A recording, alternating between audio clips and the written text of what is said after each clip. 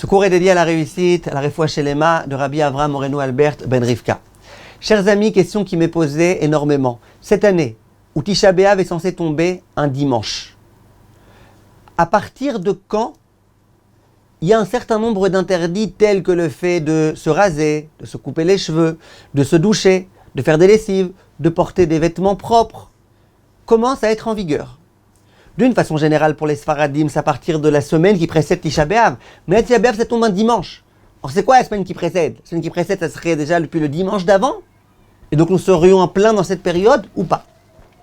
Shulchan Aruch, Siman Tav Kuf Nun Aleph Saïf Dalet dit que dans un tel cas de figure, il n'y a pas de Shavua Shechal Bo Tisha B'Av. Et bien qu'il ramène une deuxième opinion selon laquelle peut-être qu'il y aurait, le Chafetz Chaim s'empresse de dire, Seif Katan la Maîtrette, que c'est uniquement dans le cas de Tisha B'Av qui tombe un Shabbat et qui a été repoussé à dimanche. Mais quand ça tombe dimanche, d'après tout le monde, il n'y a pas de Shavua Shechal Bo Tisha B'Av. Pour les Ashkenazim, ça ne changera rien, parce que les Ashkenazim, dans tous les cas, ils interdisent quasiment tout à partir de Rosh Chodesh Av. Nous y sommes déjà. Donc, la seule question, ça va être pour les Sfaradim.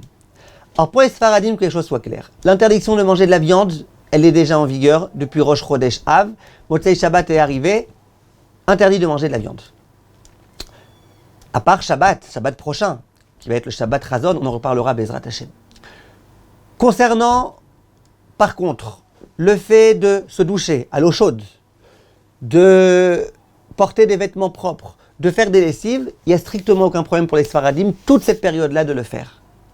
Toute cette période-là, évidemment, jusqu'à Tisha B'Av, exclu, on aura le droit de faire toutes ces choses-là.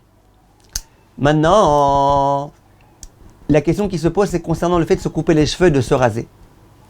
Or, si effectivement on considère qu'il n'y a pas de Shavua Shechal Bo Tisha B'Av, on pourra autoriser. Le Ben Ishraï, lui, il recommande d'interdire. Pourquoi? Il dit que c'est bien malgré tout quand on arrive le jour de Tisha B'Av qu'on ait l'air un peu débraillé comme ça, pas tout à fait clean.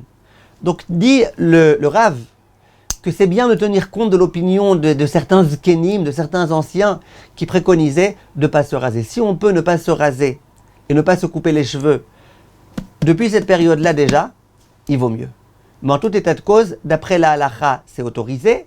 Et même ceux qui veulent se raser, il vaut mieux au moins éviter la veille de Shabbat Chazon de se raser. La veille de Shabbat de se raser, comme ça au moins le jour de dimanche, on rentre dans le jour de Tisha B'Av en ayant malgré tout quelques poils comme ça qui sont pas très très beaux. J'espère, Bezrat Hashem, mes chers amis, que d'ici là le Mashiach sera là, le Beth Amikdash sera reconstruit et que tous ces halachot-là ne nous concerneront pas à la Chalema assez. Be'atzlacha, mes chers amis, diffusez autour de vous parce que ces points-là ne sont pas connus.